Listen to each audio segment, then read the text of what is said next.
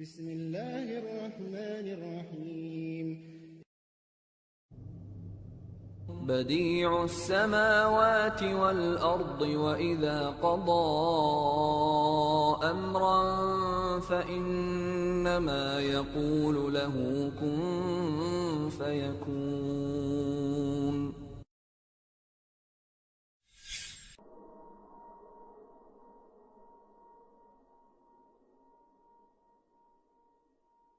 Le cheikh il dit akhtaru min al-yahudi wa nasara, plus dangereux que les juifs et les chrétiens. Hein? Le cheikh il explique maintenant qui est plus dangereux que les juifs et les chrétiens pour les musulmans. C'est les gens de bid'ah. Hein? Et il va expliquer quelle catégorie et pourquoi. Le cheikh il dit dararu ahli al-bid'i al-mukaffirati al-mudillah ala al-muslimina a'zamu min darari al-yahudi wa nasara fa inna ha'ula'i al-mubtadi'ah يفسدون القلوب ابتداء أما اليهود والنصارى وأهل الحرب لديار المسلمين ففسادهم للقلوب لا يكون إلا تبعا وفساد اليهود والنصارى ظاهر لعامة المسلمين وأهل البدع فإنه لا يظهر فسادهم لكل شخص. Le cheikh il dit, il cite les paroles de Ibn Taymiyyah dans le volume 28 à la page 232. Ibn Taymiyyah il dit que le mal qui vient des gens de bid'a est la catégorie de bid'a qui atteint le niveau de kufr, hein, parce qu'il y a des degrés de bid'a. Il y a des bid'a qui sont shirk, il y a des bid'a qui sont kufr akbar, qui font sortir de l'islam, et il y a des bid'a qui sont dans d'autres degrés plus bas, qui ne font pas nécessairement sortir quelqu'un de l'islam. Donc, la catégorie des gens de bid'a qui sont dans la catégorie de kufr, hein, et bien cette catégorie de bid'a, et des gens qui suivent cette catégorie-là, comme les Jahmiyyah par exemple, et bien ceux-là, ils sont plus dangereux pour les musulmans que les juifs et les chrétiens. Pourquoi? Parce que ceux-là, ils corrompent le cœur directement. En partant, ils commencent par le cœur et ils commencent à corrompre le cœur avec leur bid'a et avec leur shubuhat et les doutes qu'ils essaient de lancer sur les musulmans. Tandis que les juifs et les chrétiens et les gens qui viennent faire la guerre contre les musulmans, comme les colonisateurs et les envahisseurs, ainsi de suite, parmi les kuffars, hein, leur danger,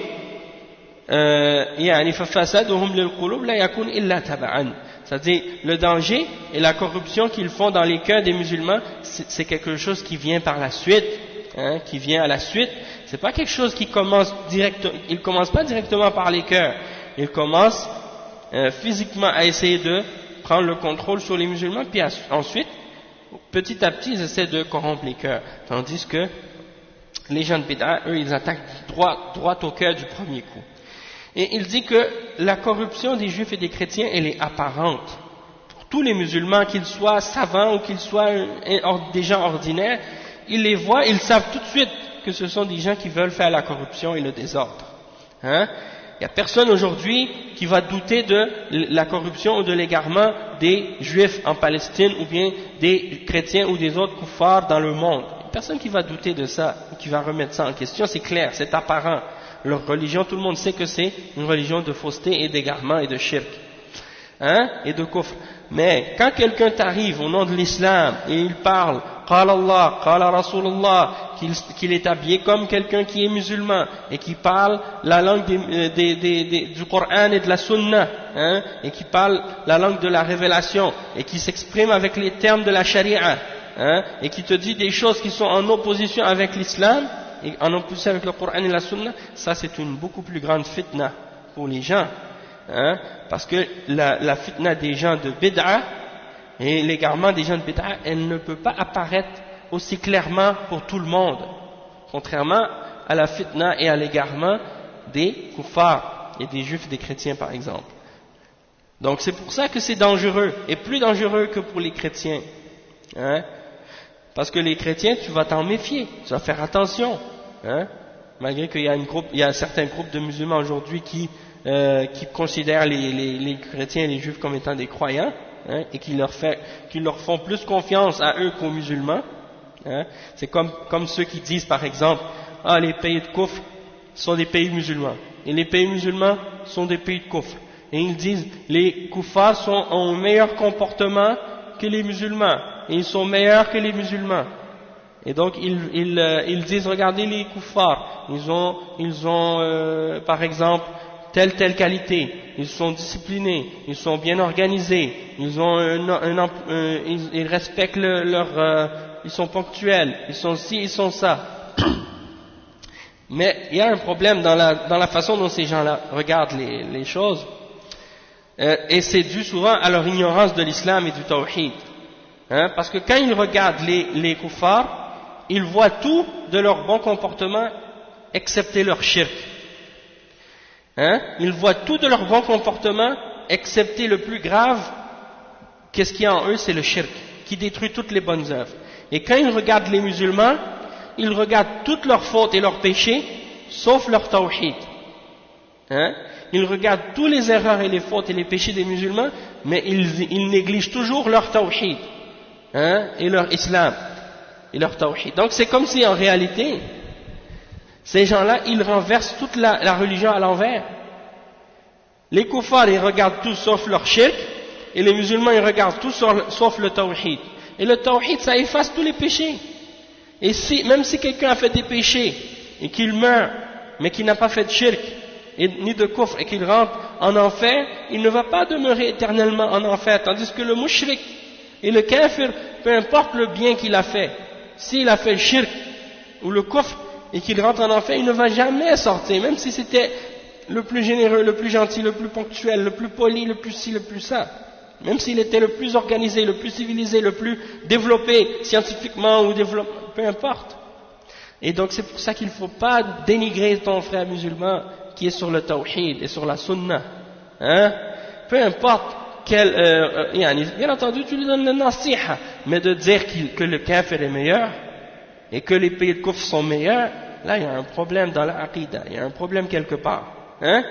Donc ça c'est un détail mais c'est important et c'est fondamental en fait. Et le cheikh il dit قال شيخ الإسلام إن كثيرا من أهل البدع منافقون النفاق الأكبر. Le cheikh il mentionne cette parole par l'intermédiaire du livre Tariq al-Wusul à la page 251. Il dit que Cheikh al-Islam a dit la plupart des gens de bid'ah sont des munafiqoun d'une catégorie de nifaq ou d'hypocrisie qui est majeure. Et après il dit وَلِهَذَا نَبَّهَ الْعُلَمَاء على إنكار منكر المبتدعة أولى من إنكار دين اليهود والنصارى بل إن أئمة الهدى يرون أن انتزاع مدرسة شرعية من مبتدع أفضل من انتزاع بلدة من الكفار.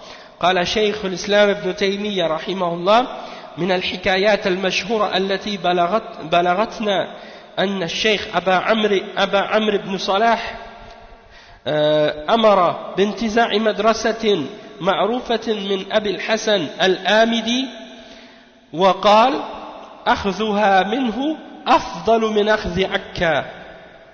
انتهى كلامه. Donc le cheikh il dit que les ulama ont noté à ce point-là que de dénoncer et de réfuter les erreurs des mubtadi'ah à précédence est plus important que de réfuter et de dénoncer la religion des juifs et des chrétiens. Comme pour les raisons qu'on a expliquées tout à l'heure, que leur danger est plus grand pour les musulmans que le danger des kuffars et des juifs. Les juifs et des chrétiens et les autres kuffars. Il y a des gens aujourd'hui, c'est ça qu'ils font. Ils disent, ah regardez, hier ou avant-hier, je passais devant, parce que je suis allé faire la prière à l'université, dans une université, il y a une salle de prière, je suis passé par là, alors j'ai fait la prière là-bas. Et il y avait justement une conférence sur la Palestine organisée par un groupe, soi-disant des défenses des droits des Palestiniens, ainsi de suite. Bien entendu, c'est des musulmans, ou bien c'est des arabes chrétiens, ou arabes laïcs, ou je sais pas quoi, puis il y a des musulmans avec eux. Et puis, qu'est-ce qui est étonnant de voir, c'est que ces gens-là, subhanallah, ils veulent défendre la Palestine, soi-disant, et puis tu vois, par exemple, à l'entrée de l'auditorium, les jeunes femmes et les hommes mélangés, et les jeunes filles, on voit leur corps, ils n'ont pas de hijab, rien, et puis ils ont le foulard palestinien dans le cou, Et puis, eh ben, tu vois quoi? Tu dis quoi? Est-ce que c'est de cette manière qu'on va donner la victoire à la Palestine? En faisant le tabarruj, en faisant l'ikhtilat, en suivant les voies et les modes de vie des juifs et des chrétiens, on va avoir la victoire en Palestine et qu'on va reprendre la Palestine en désobéissant à Allah subhanahu wa ta'ala. Tu veux aider tes frères en Palestine et tu désobéis à Allah pour le faire? Quelle logique? Où est-ce qu'elle se tient cette logique? Hein? Tu ne veux pas les aider de cette manière. La façon dont tu veux aider les Palestiniens, tu veux aider les musulmans en Palestine, tu veux aider la cause de tes frères en Palestine, commence par appliquer sur toi-même l'islam, le Coran et la sunna et le tawhid, et à obéir à Allah et à t'écarter des péchés. Et ça, c'est la meilleure manière comment Allah va donner la victoire aux croyants. Parce que Allah dit وَمَا النَّصْرُ إِلَّا مِنْ عِنْدِ اللَّهِ. La victoire, elle ne vient pas de ton nombre, elle ne vient pas de ta force, elle vient uniquement d'Allah subhanahu wa ta'ala. Et Allah va pas te la donner excepté s'il est satisfait de toi dans ta religion et dans ta pratique et dans ta compréhension. Hein? Et donc c'est pour ça. Et tant qu'on n'accepte pas le fait que Allah nous a punis pour nos péchés et qu'il a mis les Juifs au-dessus de nous à cause de nos péchés, on ne va jamais sortir de cette situation dans laquelle on est actuellement. Ce n'est pas les manifestations qui vont vous aider, ce n'est pas rien d'autre qui va nous aider. La seule chose qui va nous aider, c'est de revenir à Allah subhanahu wa ta'ala et de revenir au manhaj que Allah nous a ordonné de suivre, le Coran, la sunna et la voie des salaf salih. Hein? Donc, de chanter aux droits de l'homme, ça ne va rien changer pour les musulmans tant qu'ils ne reviennent pas au Coran et à la sunna. Hein? Et le cheikh il dit donc, ça c'est juste en passant, mais c'est pour dire, c'est plus important de clarifier les égarements et les erreurs des gens de bid'ah que de clarifier les faussetés de la religion juive et chrétienne. Et même les imams de la guidance, hein, ils ont considéré à l'époque que c'était plus important de retirer une école islamique de la main d'un mubtadi' que de prendre ou de retirer une ville de la main des kuffars et de l'emprise des kuffars. Donc ils considéraient que d'enlever une école musulmane de l'emprise des gens de bid'ah, c'était plus important pour eux que d'enlever une ville de l'emprise des kuffars. Et il mentionne à ce sujet-là un exemple. قال شيخ الإسلام ابن تيمية dans Naqd al-Mantiq à la page 156, il dit, parmi les paroles qui ont été rapportées, qui nous ont atteints, qui sont très célèbres, il y a la parole de Abu Amr ibn Salah. Abu Amr ibn Salah, c'est un des premiers qui a écrit un livre sur Mustalah al-Hadith. C'est un des premiers qui a écrit sur la science de Hadith. Un des premiers ulama qui ont catégorisé et clarifié les catégories de Hadith. Il a dit, ce cheikh ibn Salah, rahimahullah, d'enlever l'école, une école qui était connue, des mains de Abu al-Hassan al-Amidi, qui faisait partie des gens de Kalam, c'est plus important que de reprendre la ville qui s'appelait Akka. Donc, d'enlever cette école de la main des Mubtadi'a, d'enlever l'école dans les mains de Abu al-Hassan al-Amidi, c'est plus important que de reprendre la ville de Akka. Et donc ça c'est pour nous faire comprendre. Et le cheikh dit waqala Hamid al-Fiqi, Cheikh Hamid al-Fiqi, il disait dans la note de bas de page en bas à propos de cette parole là, il dit ay min al-ifrinj ayyam ihtilalihim li ba'd bilad al-Sham wa Misr fi al-mi'at as-sadisa. Donc il dit, il a expliqué, il dit c'est plus important que de reprendre la ville de Akka des mains des kuffars à l'époque de l'invasion de certaines villes de la Syrie et de l'Égypte dans le 6e siècle. Donc c'est pour faire comprendre dans les années 600. Donc ça c'est pour faire comprendre le danger de reprendre de laisser les gens de bid'ah, c'est plus grand que le danger des kuffars juifs et chrétiens, et ainsi de suite.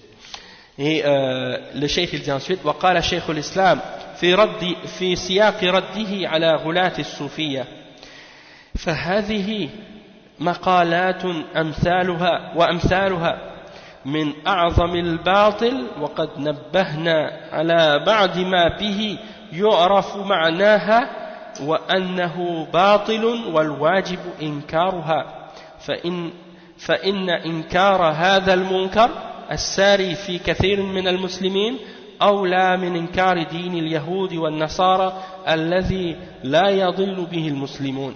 Le cheikh il dit que Cheikh l'Islam il dit dans le contexte d'une réfutation des extrémistes parmi les soufis dans le volume 2 à la page 359 et ça c'est pour montrer ceux qui prétendent aujourd'hui parmi les ignorants et parmi les égarés, les gens de bid'a qui disent que Ibn Taymiyyah était un soufi et qui essaient de dire qu'il était parmi les soufiyines.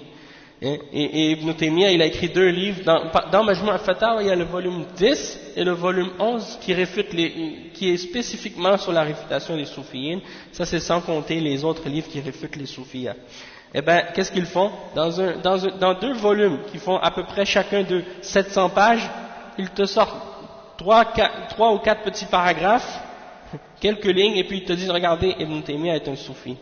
Nasallallahu al-afiyah. Comment ces gens-là, ils déforment la réalité.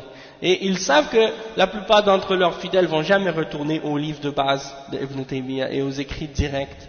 Alors, ils ne font que transmettre des choses que leurs shuyukh d'égarement ont transmis, et ils ne font que se baser sur ces critiques que leurs shuyukh ont fait. Ils ne vont jamais retourner au livre de Ibn Taymiyyah directement pour vérifier les paroles de Ibn Taymiyyah.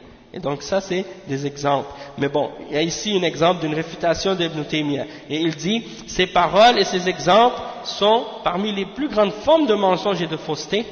Et on a averti contre certaines d'entre elles, on a mis des notes à propos de certaines d'entre elles, et on a clarifié leur signification, et on a clarifié que ce sont des choses fausses, et que l'obligation c'est de les dénoncer, de les réfuter, parce que de réfuter ce genre de munkar qui se diffuse et qui circule parmi beaucoup de musulmans, ça a précédence, et c'est plus important que de dénoncer la religion des juifs et des chrétiens.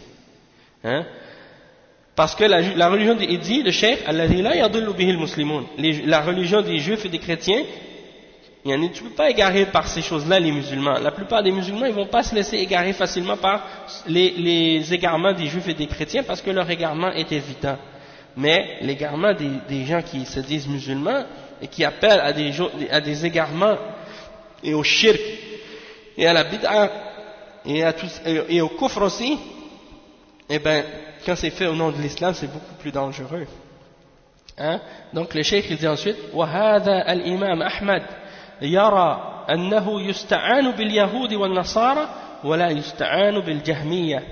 قال المروزي للإمام أحمد أيستعان باليهود والنصارى وهم مشركون ولا يستعان بالجهم؟ قال يا بني يغتر بهم المسلمون.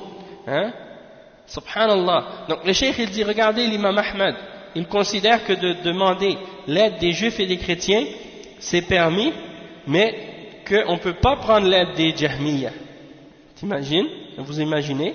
Donc le cheikh il dit, Al-Marwazi, l'imam Al-Marwazi, un des grands imams parmi les imams des Salaf, il a demandé à l'imam Ahmad, est-ce qu'on peut demander l'aide des juifs et des chrétiens alors que ce sont des mushrikoun, et on ne prend pas l'aide des Jahmiyyah ou d'un Jahmi? L'imam Ahmad a répondu, oh mon fils, les musulmans peuvent se faire tromper par ceux-là, par les Jahmiyyah, et non pas par les juifs et les chrétiens.